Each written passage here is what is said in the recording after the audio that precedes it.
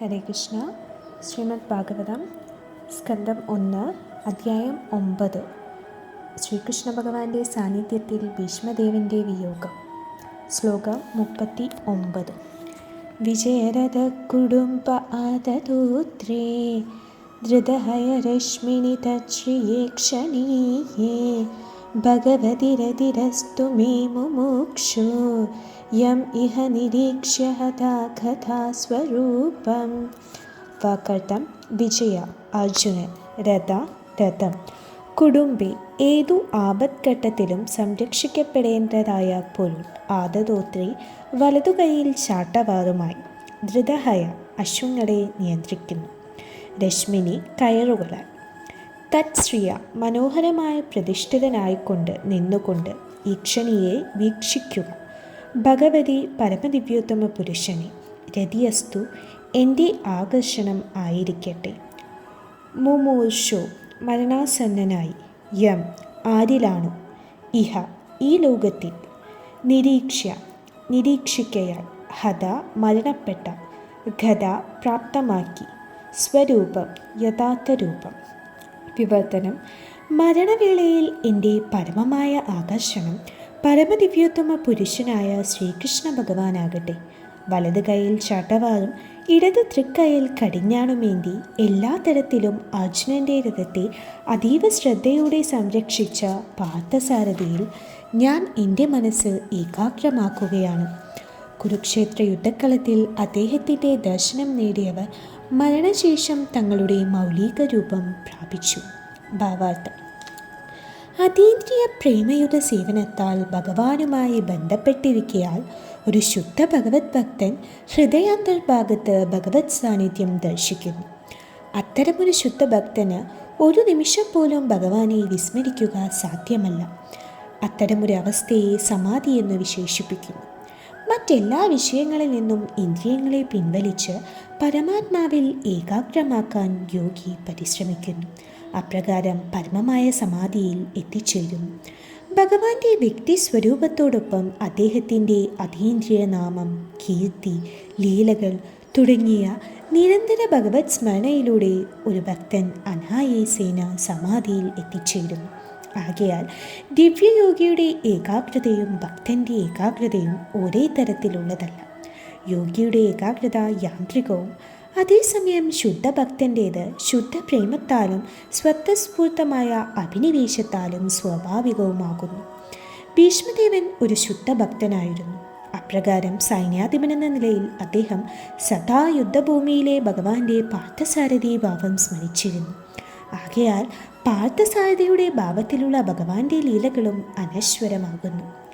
ഭഗവാന്റെ ലീലകൾ കംസന്റെ തടവറയിലെ ഭഗവാന്റെ ജനനം മുതൽ അന്ത്യലീലയായ മൗഷലലീല വരെയുള്ളവ ഘടികാരത്തിലെ സൂചി ഒരു ബിന്ദുവിൽ നിന്ന് മറ്റൊന്നിലേക്ക് എന്ന പോലെ ഒന്നിനു പുറകെ മറ്റൊന്നായി എല്ലാ ലോകങ്ങളിലും സംഭവിക്കുന്നുവെന്നു മാത്രമല്ല, അപ്രകാരമുള്ള എല്ലാ ലീലകളിലും ഭീഷ്മരെയും അർജുനനെയും പോലുള്ള അദ്ദേഹത്തിൻ്റെ സഹചരന്മാർ സ്ഥിരമായ ശാശ്വത പങ്കാളികളാകുന്നു. ആകയാൽ അർജുനനെന്നു പോലും ദർശിക്കാൻ സാധ്യമാകാത്ത ഭഗവാന്റെ സുന്ദരഭാവമായ പാർത്ഥസാരഥി സ്വരൂപം ഭീഷ്മദേവൻ ഒരിക്കലും വിസ്മരിക്കുന്നില്ല. അർജുനൻ നയനമനോഹരമായ പാർത്ഥസാരഥി രൂപത്തിനു പിറകെയും അതേസമയം ഭീഷ്മദേവൻ പാർത്ഥസാരഥിക്കു നേരെ മുമ്പിലും ആയിരുന്നു. ഭഗവാന്റെ സൈനിക ഭാവത്തെ സംബന്ധിച്ചിടത്തോളം അർജുനനേക്കാൾ ഉപരിയായ മാധുര്യത്തോടെ ഭീഷ്മദേവൻ ഇതിനെ വീക്ഷിച്ചു. കുരുക്ഷേത്ര യുദ്ധഭൂമിയിലെ എല്ലാ യോദ്ധാക്കളും വ്യക്തികളും മരണാന്തരം അവരുടേതായ യഥാർത്ഥ ആത്മീയ സ്വരൂപം പ്രാപ്തമാക്കി. എന്തെന്നാൽ ആ സന്ദർഭത്തിൽ ഭഗവാന്റെ അഹൈതുകമായ കാരുണ്യത്താൽ അവർക്കൊക്കെ ഭഗവാനെ മുഖാമുഖം ദർശിക്കാൻ സാധ്യമായി.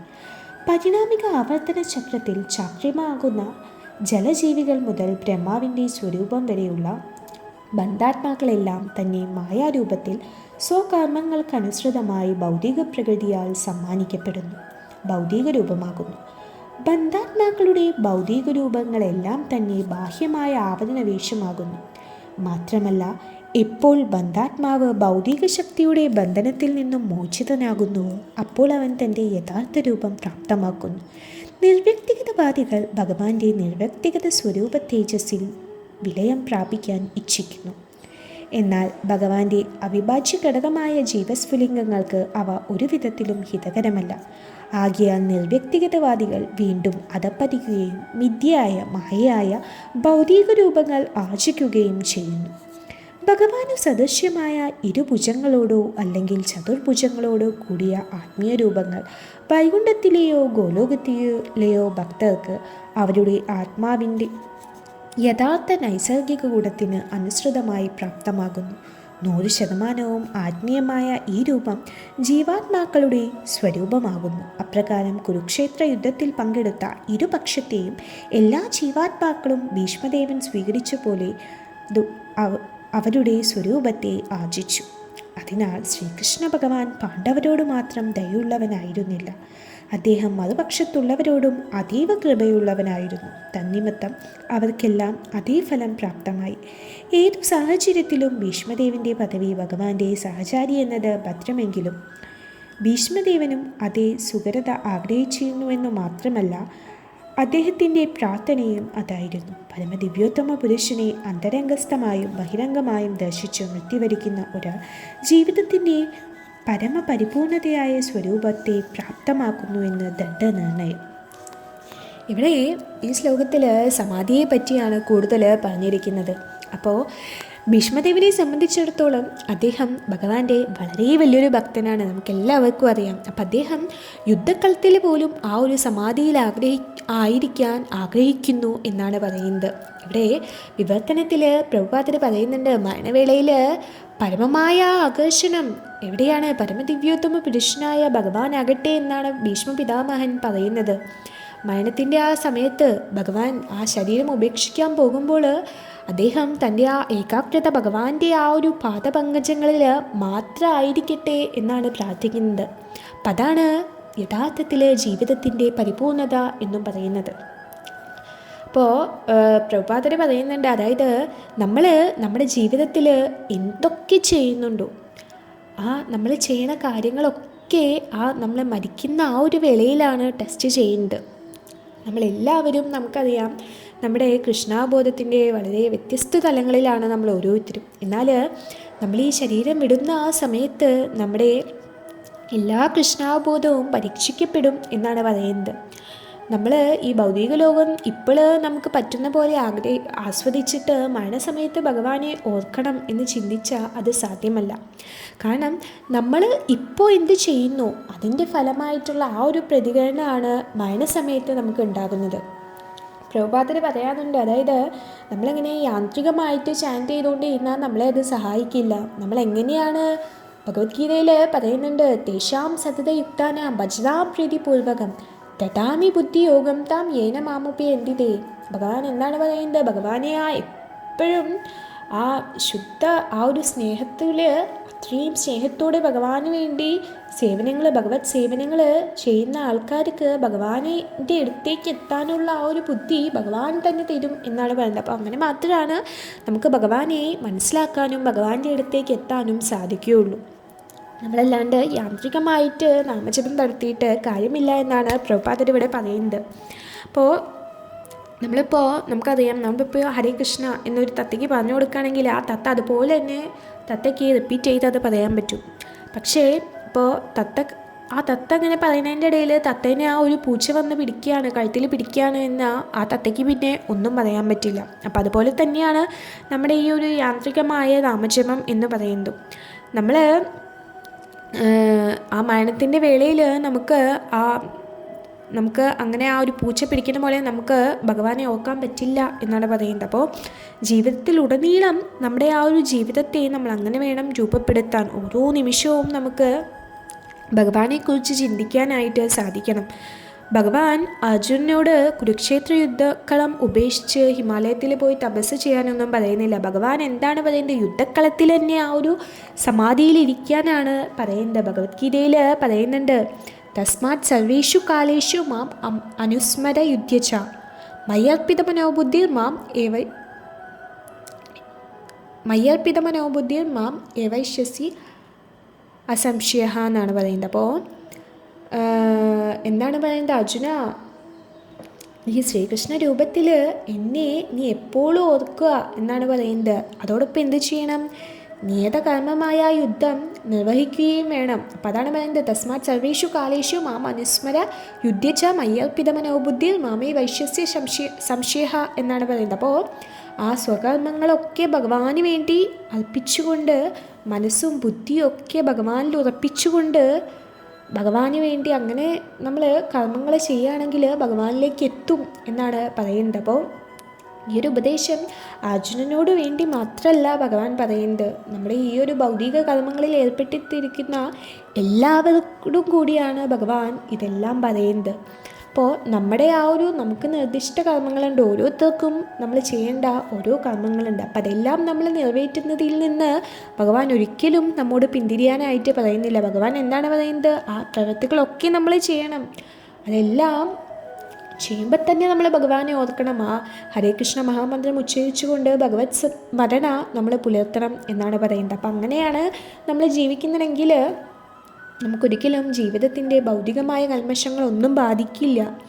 അങ്ങനെ നമുക്ക് നമ്മുടെ മനോബുദ്ധിയെ നമുക്കങ്ങനെ ഭഗവാനിൽ ഏകാഗ്രതമാക്കാനും സാധിക്കും.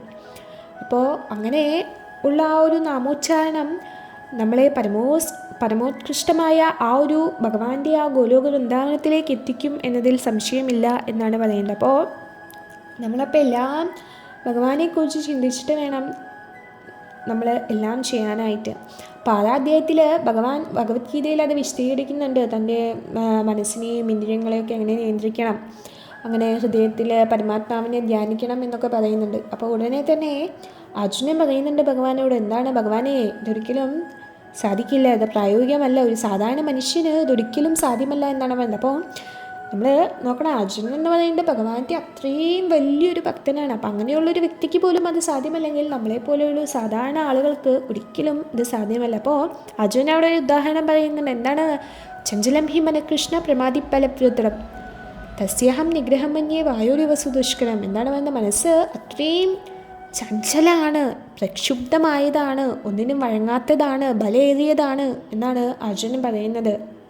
ഭഗവാനോട് പറയാണ്, ഭഗവാനെ കൃഷ്ണ, അതിനെ നിയന്ത്രിക്കാൻ കാറ്റിനെ പിടിച്ചു നിർത്തുന്നതിനേക്കാളും പ്രയാസമുണ്ട് എന്നാണ് എനിക്ക് തോന്നുന്നത് എന്നാണ് അർജുനൻ പറയുന്നത്. അപ്പോൾ നമ്മൾ എപ്പോഴും ഭഗവാനെക്കുറിച്ച് ചിന്തിക്കുകയും അങ്ങനെ പ്രവർത്തിക്കുകയും വേണം എന്നാണ് പറയുന്നത്. അങ്ങനെ നമ്മൾ നിരന്തരമായിട്ട് ഭഗവാനെക്കുറിച്ച് നമ്മൾ സ്മരിച്ചുകൊണ്ടിരിക്കുകയാണെങ്കിൽ നമുക്ക് ആ ഒരു സമാധിയിലേക്ക് എത്തിച്ചേരാൻ സാധിക്കും എന്നാണ് പറയുന്നത്. നമ്മൾ ഈ ഒരു മായയിലിരിക്കുമ്പോൾ ഈ ഭൗതിക ലോകത്തിലുള്ള കാര്യങ്ങൾ മാത്രമാണ് നമ്മൾ പ്ലാൻ ചെയ്യേണ്ടത്. പക്ഷേ നമ്മുടെ ബുദ്ധി ഉപയോഗിച്ചിട്ട് നമ്മൾ ഭഗവാന് വേണ്ടി എങ്ങനെ സേവനം ചെയ്യാമെന്നും നമ്മുടെ ജീവിതത്തിൽ പ്ലാൻ ചെയ്യണം എന്നാണ് പറയുന്നത്. അപ്പോൾ അതുപോലെ തന്നെ നമ്മുടെ ഇന്ദ്രിയങ്ങളെയും നമുക്ക് എങ്ങനെ ഭഗവത് സേവനത്തിൽ ഉൾപ്പെടുത്താം എന്ന് നമ്മൾ ആലോചിക്കണം.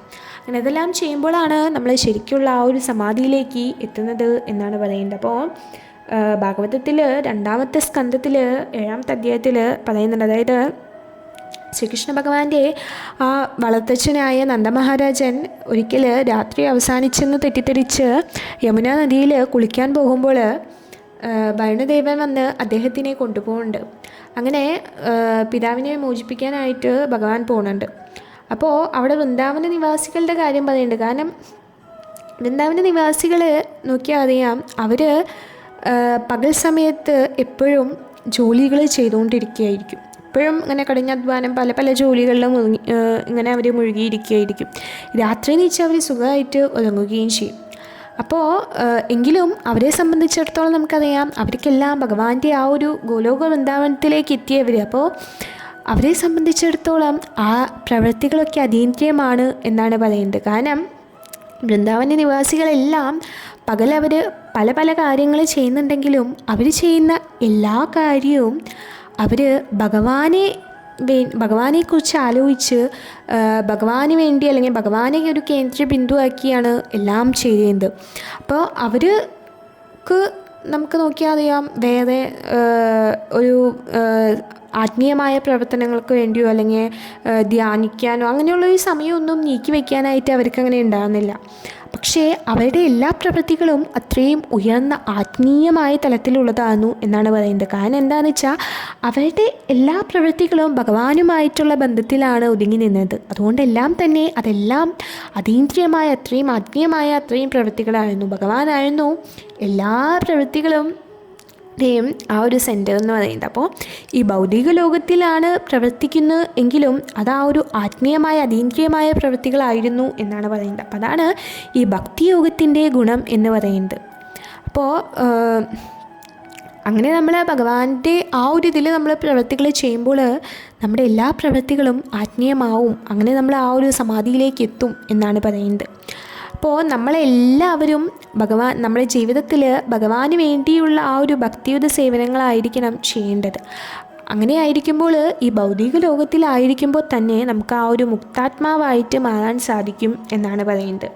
അപ്പോൾ ഇവിടെ പറയുന്നുണ്ട്, ഭഗവാൻ ആ വലത് കയ്യിൽ ചാട്ടവാറുമായിട്ട് ഇടത് കയ്യിൽ ആ കുതിരകളുടെ കടിഞ്ഞാണും പിടിച്ച് അർജുനൻ്റെ ആ രഥം ഓടിക്കുകയാണ്. അപ്പോൾ ഭഗവാന്റെ ആ യുദ്ധക്കളത്തിൽ ഭഗവാനെ കാണുന്നവരൊക്കെ മരണശേഷം അവിടെ യഥാർത്ഥ രൂപങ്ങൾ നേടി എന്നാണ് പറയുന്നത്.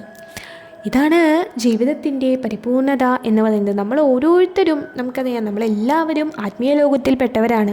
അപ്പോൾ ആത്മീയ ലോകത്ത് ഓരോരുത്തർക്കും ഭഗവാനുമായിട്ട് ആ ഒരു ശാശ്വതമായ ബന്ധമുണ്ട്. അപ്പോൾ ആ ഭക്തിയോഗ പരിശീലനത്തിലൂടെ മാത്രമാണ് ഈ ശരീരം ഉപേക്ഷിച്ച് ആ ഒരു നിത്യബന്ധം നേടാനായിട്ട് നമുക്ക് സാധിക്കുള്ളൂ. അതായിരിക്കണം നമുക്ക് നമ്മുടെ ആ ഒരു ജീവിതത്തിൻ്റെ ലക്ഷ്യം എന്ന് പറയുന്നത്. പ്രഭുപാദര് ഭാവാർത്ഥത്തിൽ പറയുന്നുണ്ട്, ആ ഒരു അതീന്ദ്രിയ പ്രേമഭക്തിയുടെ സേവനത്താൽ ഭഗവാനുമായി ബന്ധപ്പെട്ടിരിക്കിയാൽ ഒരു ശുദ്ധ ഭക്തൻ ഹൃദയാന്തർഭാഗത്ത് ഭഗവത് സാന്നിധ്യം ദർശിക്കുന്നു എന്നാണ് പറയുന്നത്. അപ്പം അത്തരം ഒരു ഭക്തന് ഒരു നിമിഷം പോലും ഭഗവാനെ വിസ്മരിക്കാൻ സാധ്യമാകുന്നില്ല. അപ്പോൾ അതാണ് ആ ശുദ്ധഭക്തൻ്റെ ആ ഒരു ക്വാളിറ്റി എന്ന് പറയുന്നത്. അങ്ങനെയുള്ളൊരു ശുദ്ധഭക്തൻ ഒരിക്കൽ പോലും ഭഗവാനെ മറക്കുന്നില്ല. എപ്പോഴും ഭഗവാനെക്കുറിച്ച് ചിന്തിച്ചുകൊണ്ടേയിരിക്കും നിരന്തരം. പക്ഷേ ബന്ധമായ ആത്മാക്കളെ സംബന്ധിച്ചിടത്തോളം അവർക്കെന്ന് വെച്ചാൽ ഭഗവാനുമായിട്ട് ആ ഒരു ശാശ്വത ബന്ധം ഉണ്ടെങ്കിലും അവരെല്ലാം ഭഗവാനെ പൂർണ്ണമായിട്ട് മറന്നിരിക്കുകയാണ്. ആ മായയുടെ പിടിയിൽപ്പെട്ട് ഭഗവാനെ പറ്റിയും ഭഗവാനോടുള്ള ആ ഒരു ഭഗവാനുമായിട്ടുള്ള ബന്ധവും എല്ലാം മറന്നു. അപ്പോൾ ശുദ്ധഭക്തൻ എന്ന് വെച്ചാൽ അങ്ങനെയല്ല. ശുദ്ധഭക്തൻ എപ്പോഴും ഭഗവാനെക്കുറിച്ച് ചിന്തിക്കുന്നതുകൊണ്ട് എപ്പോഴും സമാധിയിലായിരിക്കും എന്നാണ് പറയുന്നത്. നമുക്കറിയാം അഷ്ടാംഗയോഗയെക്കുറിച്ചൊക്കെ ഭഗവത്ഗീതയിൽ പറയുന്നുണ്ട്. അപ്പോൾ ഈ അഷ്ടാംഗയോഗ എന്ന് പറയുന്നത് വളരെ ബുദ്ധിമുട്ടുള്ളൊരു പ്രക്രിയയാണ് എന്നാണ് പറയുന്നത്. അപ്പോൾ വളരെ ബുദ്ധിമുട്ടിയാണ് അഷ്ടാംഗയോഗികൾ തപസ്സുകൾ അനുഷ്ഠിക്കുന്നതും അവരുടെ ഇന്ദ്രിയങ്ങളെ അവർ നിയന്ത്രിക്കാൻ ശ്രമിക്കുന്നതൊക്കെ. അങ്ങനെ അവർ മനസ്സിനെയും ഇന്ദ്രിയങ്ങളെയും ഒക്കെ എല്ലാത്തിൽ നിന്നും പിൻവലിച്ച് അങ്ങനെ ആ ഹൃദയത്തിൻ്റെ ആ ഒരു സെൻറ്ററിൽ ഭഗവാനെ കേന്ദ്രീകരിക്കുക. അങ്ങനെ അവർ ക്രമേണ ആ ഒരു സമാധിയിലേക്ക് എത്തുന്നു. അപ്പം അങ്ങനെ ഒരുപാട് വളരെ ബുദ്ധിമുട്ടുള്ളൊരു പ്രോസസ്സാണ് അഷ്ടാംഗയോഗ എന്ന് പറയുന്നത്. പക്ഷേ ഇവിടെ പറയുന്നത് ഒരു ഭക്തന് കൂടുതൽ എളുപ്പത്തിൽ ആ സമാധിയിലേക്ക് എത്തുന്നു എന്നാണ് പറയുന്നത്. അപ്പം അതാണ് ആ ഭഗവാന്റെ അല്ലെങ്കിൽ ആ ഒരു ഭക്തൻ്റെ ആ ഒരു പ്രത്യേകത. ഭക്തിയോഗയിലൂടെ നമ്മൾ എത്തുമ്പോൾ അതിൻ്റെ ഒരു പ്രത്യേകത അതാണ്. ഈ അഷ്ടാംഗയോഗ അതിൻ്റെ അത്രയും വലിയ ബുദ്ധിമുട്ടൊന്നും നമുക്ക് സഹിക്കേണ്ട ആവശ്യമില്ല. ഒരു ശുദ്ധ ഭഗവത് ഭക്തനെ സംബന്ധിച്ചിടത്തോളം ഇത് വളരെ എന്നാണ് പറയുന്നത്. അപ്പോൾ ഭഗവാന്റെ ആ ഒരു വ്യക്തിപരമായിട്ടുള്ള സവിശേഷതയും അദ്ദേഹത്തിൻ്റെ നാമത്തിൻ്റെ പ്രശസ്തി, അതുപോലെ ഭഗവാന്റെ ലീലകൾ, അതൊക്കെ ഓർക്കുന്നതിലൂടെ ഭീഷ്മദേവൻ നമുക്കറിയാം അതാണ് അദ്ദേഹം ഇവിടെ ചെയ്യുന്നത്. ഭഗവാൻ അദ്ദേഹത്തിൻ്റെ മുൻപിൽ നിൽക്കുന്നുണ്ട്. അപ്പോൾ ഭീഷ്മദേവൻ ആ മരണത്തിൻ്റെ അവസാന സമയത്തായപ്പോൾ എല്ലാം ഭഗവാനിൽ ശ്രദ്ധ കേന്ദ്രീകരിച്ച് മുൻകാലത്തുള്ള ഭഗവാന്റെ സംഭവങ്ങളെല്ലാം, ഭഗവാനെക്കുറിച്ചുള്ളതെല്ലാം ഓർമ്മിക്കുകയാണ്. അപ്പോൾ പൂർണ്ണമായിട്ടും അദ്ദേഹം അതീന്ദ്രിയമായ കാര്യങ്ങളാണ് ചിന്തിക്കുന്നത്. കാരണം എന്താണെന്ന് വെച്ചാൽ എല്ലാ കാര്യങ്ങളും അദ്ദേഹം ഭഗവാനുമായിട്ടുള്ള കാര്യങ്ങൾ മാത്രമാണ് ചിന്തിക്കുന്നത്. അപ്പോൾ എല്ലാം ഭഗവാനുമായിട്ട് ബന്ധപ്പെട്ടിരിക്കുന്നത് കൊണ്ട് തന്നെ എല്ലാം അതീന്ദ്രിയമാകുന്നു എന്നാണ് പറയുന്നത്. അപ്പോൾ ഒരു ഭക്തനങ്ങനെ ഭഗവാനുമായിട്ടുള്ള ആ ഒരു ഇടപെടലുകളെല്ലാം അങ്ങനെ ഓർമ്മിക്കുന്നത്, അങ്ങനെയുള്ള സംഭവങ്ങളെല്ലാം വളരെ ഇഷ്ടത്തോടെയാണ് ആ ഒരു ഓർമ്മിക്കുക. അപ്പോൾ ഭക്തനും ഭഗവാനും തമ്മിലുള്ള ആ ഒരു സ്നേഹ കൈമാറ്റാണ് അത് എന്നാണ് പറയുന്നത്. അപ്പോൾ പ്രഭുപാദർ ഇവിടെ പറയുന്നുണ്ട്, ദിവ്യയോഗിയുടെ ഏകാഗ്രതയും ഭക്തൻ്റെ ഏകാഗ്രതയും ഒരേ തലത്തിലല്ല എന്നാണ് പറയുന്നത്. കാരണം എന്താണെന്ന് വെച്ചാൽ ആ യോഗിയുടെ ഏകാഗ്രത എന്ന് പറയുന്നത് യാന്ത്രികമായിട്ടാണ്. അതേസമയം ആ ശുദ്ധഭക്തൻ്റേതെന്ന് വെച്ചാൽ ആ ശുദ്ധ പ്രേമത്തോലും ആ ഭഗവാനോടുള്ള ആ ഒരു ഭക്തിയിലും ഭക്തിയുടെ സേവനങ്ങളൊക്കെ ചെയ്തിട്ട് ഭഗവാനോടുള്ള ആ ഒരു സ്നേഹത്താൽ വരുന്നതാണ്. അത് ആ ഒരു സ്വാഭാവികമായിട്ട് വരുന്നതാണ്. അപ്പോൾ ഭക്തന് കഠിനാധ്വാനം ചെയ്യേണ്ട കാര്യമില്ല എന്നാണ് പറയുന്നത്. ഭക്തനെ സംബന്ധിച്ചിടത്തോളമോ ഞാൻ ഭഗവാനെ ഓർക്കണം, അങ്ങനെ ചിന്തിക്കേണ്ട കാര്യം ഭക്തനില്ല. അത് സ്വാഭാവികമായിട്ട് ആ ഒരു സ്പോണ്ടേനിയസ് ആയ അഫെക്ഷനാണ്. അതങ്ങനെ എപ്പോഴും ഓർത്തുകൊണ്ടേയിരിക്കും. അപ്പോൾ നമ്മുടെ മനസ്സ് അങ്ങനെ ആ ഒരു ശുദ്ധമായിട്ടുള്ള അവസ്ഥയിൽ ഭഗവാനോടുള്ള സ്നേഹം കൊണ്ട് നിറയുമ്പോൾ നമ്മുടെ ഹൃദയം അങ്ങനെ നിറഞ്ഞിരിക്കും. അങ്ങനെ ആ ഒരു ശുദ്ധതയിലേക്ക് വരുമ്പോൾ അപ്പോൾ ഭൗതികമായ മാലിന്യങ്ങളും ആ ഭൗതിക ഗുണങ്ങളും ഇപ്പോൾ നമ്മുടെ എങ്ങനെയാണെന്ന് വെച്ചാൽ ഈ ഭൗതികമായ മാലിന്യങ്ങളും ഈ ത്രിഗുണങ്ങളും അങ്ങനെ എല്ലാം മായയും അങ്ങനെ എല്ലാം ഭൗതികമായിട്ടുള്ള ആഗ്രഹങ്ങളൊക്കെ കാരണം നമ്മുടെ ഹൃദയം വളരെ മലിനമായിട്ടാണ് മാറിയിരിക്കുന്നത്. അപ്പോൾ ആ ഒരു ശരിയായ രീതിയിലൂടെ നമ്മൾ നാമജപമൊക്കെ ചെയ്ത് നമ്മുടെ ഹൃദയത്തെ ശുദ്ധീകരിക്കുകയാണെങ്കിൽ ആ ശുദ്ധമായ അവബോധം നമുക്ക് സ്വാഭാവികമായും വരും. അങ്ങനെ നമ്മുടെ ഭക്തിയെ നമുക്ക് വളരെ ഉന്നതിയിലേക്ക് കൊണ്ടുപോകാൻ പറ്റും. അങ്ങനെ ആ ഭഗവാനോടുള്ള ആ ഒരു സ്നേഹവും അങ്ങനെ ഉണർന്നു വരും എന്നാണ് പറയുന്നത്. അപ്പോൾ പ്രഭാതരും അതാണ് പിന്നെ വിശദീകരിക്കുന്നുണ്ട്. ഭീഷ്മദേവൻ ഒരു ശുദ്ധ ഭക്തനാണ്. അപ്പോൾ സൈന്യാധിപൻ എന്ന നിലയിൽ അദ്ദേഹം എപ്പോഴും പാർത്ഥസാരഥി ഭാവമാണ് സ്മരിച്ചിരുന്നത് ഭഗവാന്റെ.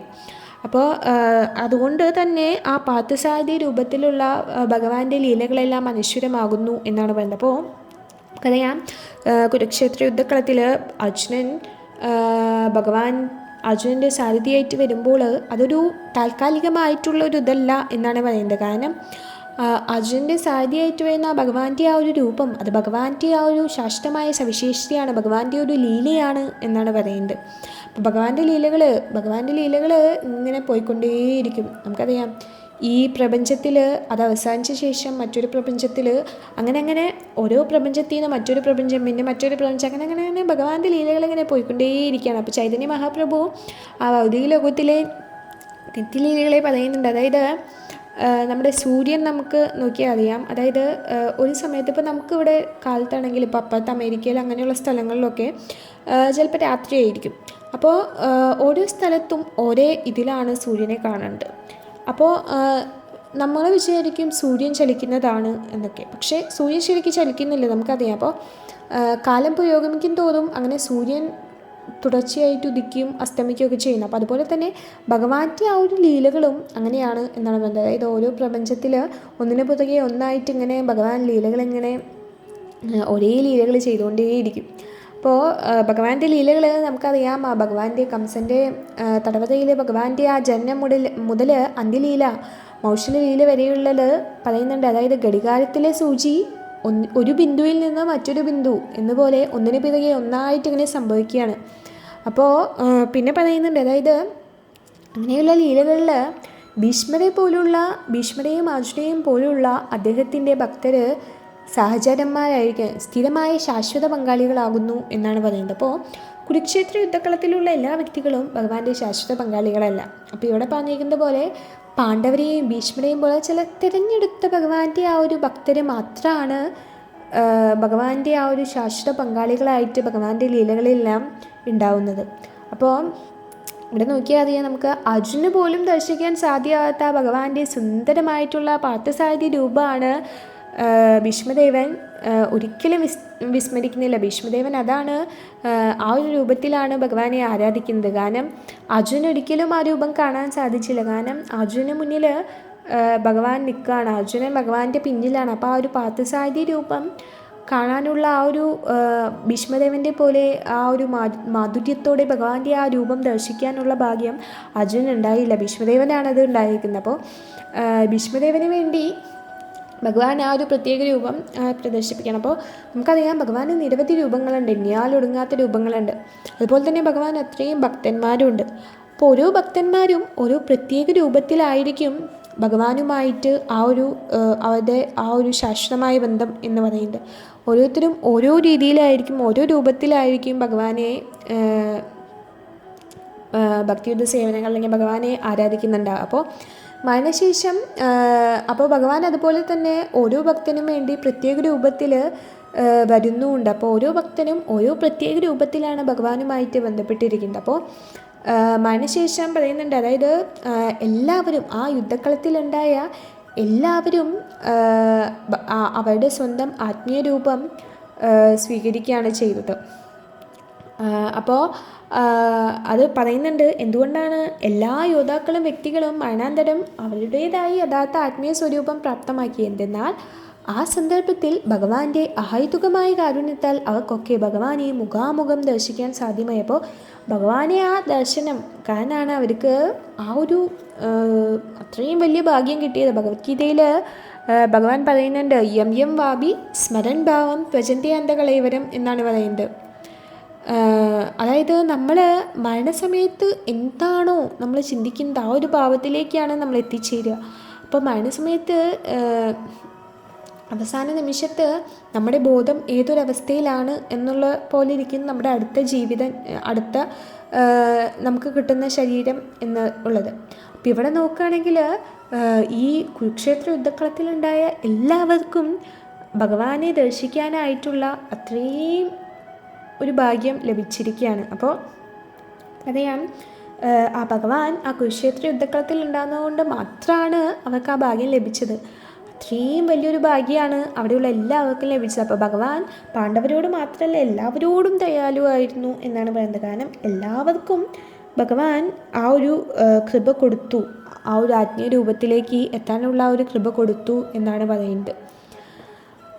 അപ്പോൾ പിന്നെ ഇതിൽ പറയുന്നുണ്ട്, അതായത് പരിണാമിക ആവർത്തന ചക്രത്തിൽ ചാക്രികമാകുന്ന ജീവികൾ മുതൽ ബ്രഹ്മാവിൻ്റെ രൂപം വരെയുള്ള ബന്ധാത്മാക്കളെല്ലാം തന്നെ മായാരൂപത്തിൽ സ്വകർമ്മങ്ങൾക്കനുസൃതമായി ഭൗതിക പ്രകൃതിയാൽ സമ്മാനിക്കപ്പെടുന്ന ഭൗതിക രൂപമാണ്. അതായത് ഈ ജലജീവികൾ മുതൽ ബ്രഹ്മാവ് വരെ എല്ലാ ജീവിയിലും ഈ ഭൗതിക ശരീരം, നമുക്കറിയാം നമ്മുടെ ഈ ഒരു പ്രവൃത്തിക്ക് അനുസരിച്ചാണ് നമുക്ക് അടുത്ത ജീവിതത്തിൽ അടുത്ത ജന്മത്തിൽ എന്ത് ശരീരം കിട്ടുന്നു എന്നുള്ള പോലെ ഇരിക്കുക. അപ്പോൾ ഇതെല്ലാം ഭൗതിക പ്രകൃതിയാൽ നൽകപ്പെട്ടിട്ടുള്ള രൂപങ്ങളാണ് എന്നാണ് പറയുന്നത്. അപ്പോൾ നമ്മളെല്ലാവരും വ്യത്യസ്ത രൂപങ്ങളിൽ ഇങ്ങനെ കറങ്ങിക്കൊണ്ടിരിക്കുകയാണ് ഇവിടെ തന്നെ. അപ്പോൾ ഈ ജീവിതത്തിൽ നമ്മൾ കൃഷ്ണാവബോധം സ്വീകരിക്കുന്നില്ലെങ്കിൽ എന്താണ് ഉണ്ടാവുക, നമ്മൾ ഈ ജീവിതത്തിൽ ചില പുണ്യകർമ്മങ്ങളും പാപകർമ്മങ്ങളും ഒക്കെ നമ്മൾ ചെയ്തിട്ടുണ്ടാവും. അപ്പോൾ നമ്മൾ അത് കഴിഞ്ഞ് നമ്മുടെ ഇതൊക്കെ അനുസരിച്ച് നമുക്ക് വീണ്ടും മറ്റൊരു ശരീരം കിട്ടും, അതിൽ നിന്ന് വീണ്ടും ഒരു ശരീരം കിട്ടും. അങ്ങനെ നമ്മൾ ഇവിടെ കിടന്ന് ഈ ഭൗതിക ലോകത്ത് ഇങ്ങനെ കിടന്ന് കറങ്ങിക്കൊണ്ടേയിരിക്കുള്ളൂ, ഈ ശരീരത്തിൽ നിന്ന് മറ്റൊരു ശരീരത്തിലേക്ക്. അപ്പം നമ്മൾ ഭഗവാന്റെ വേണ്ടി ആ ഒരു ഭക്തിയുത സേവനത്തിൽ ഏർപ്പെട്ടില്ലെങ്കിൽ നമ്മൾക്ക് ഒരിക്കലും ഈ ഒരു ജനനമരണ ആവർത്തന ചക്രത്തിൽ നിന്ന് നമുക്ക് പുറത്തു കടക്കാനാവില്ല. ഇതിൻ്റെ ഉള്ളിൽ തന്നെ കിടന്ന് ഈ സംസാര സാഗരത്തിൽ തന്നെ നമ്മളിങ്ങനെ കിടന്ന് കറങ്ങിക്കൊണ്ടിരിക്കും എന്നാണ് പറയുന്നത്. അപ്പോൾ ബന്ധാത്മാക്കളുടെ ഈ ഭൗതിക രൂപങ്ങളൊക്കെ തന്നെ എന്താണ്, വെറും ബാഹ്യമായ ഒരു ആവരണം മാത്രമാണ് എന്നാണ് പറയുന്നത്. ഒരു കൃത്രിമമായ ആ ഒരു ആവരണമാണ്. അപ്പോൾ ബന്ധാത്മാവ് എപ്പോഴാണോ ഈ ഭൗതിക ബന്ധനത്തിൽ നിന്ന് നമുക്ക് മോചനമാവാൻ പറ്റുക, അപ്പം നമ്മൾ ഇവിടെ നിന്ന് മോചിതനായി പോകുന്നോ അപ്പം നമുക്ക് നമ്മുടെ യഥാർത്ഥ രൂപം പ്രാപ്തമാക്കാൻ സാധിക്കും എന്നാണ് പറയുന്നത്. അപ്പോൾ നമുക്കറിയാം, മായാവാദികളെല്ലാം ബ്രഹ്മജ്യോതിയിൽ ലയിച്ചു ചേരാനാണ് ആഗ്രഹിക്കുന്നത്. പക്ഷേ ഭക്തരെ സംബന്ധിച്ചിടത്തോളം അവർക്ക് തങ്ങളുടെ യഥാർത്ഥമായ ആ ഒരു ആത്മീയ രൂപത്തിൽ ഭഗവാന് വേണ്ടി ഭക്തിയുത സേവനത്തിൽ ഏർപ്പെടാനാണ് എപ്പോഴും അവരുടെ ആഗ്രഹം എന്നാണ് പറയുന്നത്. അപ്പോൾ അതാണ് ഭക്തരുടെ സ്ഥാനം എന്ന് പറയുന്നത്. ഈ മായാവാദികൾ അല്ലെങ്കിൽ വ്യക്തിഗതവാദികൾ അവർ വളരെ പ്രയാസപ്പെട്ടാണ് ബ്രഹ്മജ്യോതിയിൽ ലയിക്കുന്നത്. ഒരുപാട് കഷ്ടപ്പെട്ടാണ് അവർ ആ ഒരു ഇവിടെ ബ്രഹ്മജ്യോതിയിൽ ലയിച്ചു ചേരുക. പക്ഷേ എന്തുണ്ടാവുമെന്ന് വെച്ചാൽ അവർ ബ്രഹ്മജ്യോതിയിലേക്കാണ് ലയിച്ചു ചേർന്നിരിക്കുന്നത്. ഭഗവാന്റെ ആ ഒരു പാദപങ്കജങ്ങളിൽ അവർ അഭയം പ്രാപിക്കാത്തത് കാരണം അവർ വീണ്ടും അവിടെ നിന്ന് താഴേക്ക് വീഴുകയാണ്. പക്ഷേ ഭക്തരെ സംബന്ധിച്ചിടത്തോളം അവർ കൃഷ്ണാബോധത്തിലേക്ക് വന്ന് ഭക്തിയുത സേവനങ്ങൾ ചെയ്ത് അങ്ങനെയാണ് അവർ ആത്മീയ ലോകത്തേക്ക് ഭഗവാന്റെ അടുത്തേക്ക് എത്തി അവിടെയും അവർ നിരന്തരമായിട്ട് ഭഗവാന് വേണ്ടി ഭക്തിയുത സേവനങ്ങൾ ചെയ്തുകൊണ്ടിരിക്കുകയാണ്. അപ്പം അങ്ങനെയുള്ള ഭക്തർ ഒരിക്കലും വീണ്ടും ഭൗതിക ലോകത്തിലേക്ക് തിരിച്ചു വരുന്നില്ല. അതല്ലാതെ നമ്മൾ ബ്രഹ്മജ്യോതിയിൽ പോയാലും എവിടെ പോയാലും നമ്മൾ വീണ്ടും വീണ്ടും ഇവിടേക്ക് തന്നെ തിരിച്ചു വേണം എന്നാണ് പറയുന്നത്. നമ്മൾ ഇന്ന് മുതൽ മരണസമയത്ത് ഭഗവാനെ ഓർക്കണം എന്ന് നമ്മൾ പ്ലാൻ ചെയ്യാണ്ട് നമ്മൾ ഭഗവാനായിട്ട് എന്തു ചെയ്യണം എന്ന ചോദ്യമാണ് നമ്മൾ ജീവിതത്തിലേക്ക് കൊണ്ടുവരുന്നത്. അപ്പോൾ ഭക്തന് ആ സമാധി എന്ന് പറയുന്നത് ആ ഒരു മരണസമയത്തുള്ളൊരു അനുഭവമല്ല. ആ ഭക്തനെ സംബന്ധിച്ചിടത്തോളം അത് ദൈനംദിന ജീവിതമാണ്. കാരണം ഭഗവാന് വേണ്ടി ഭക്തിയുത സേവനങ്ങളെല്ലാം ചെയ്ത് ഭഗവാനെക്കുറിച്ച് ആലോചിച്ച് എപ്പോഴും ആ ഒരു സമാധിയിലായിരിക്കും ആ ഒരു ശുദ്ധഭക്തൻ എപ്പോഴും ജീവിക്കുന്നു എന്ന് പറയുന്നത്. ഹരേ കൃഷ്ണ.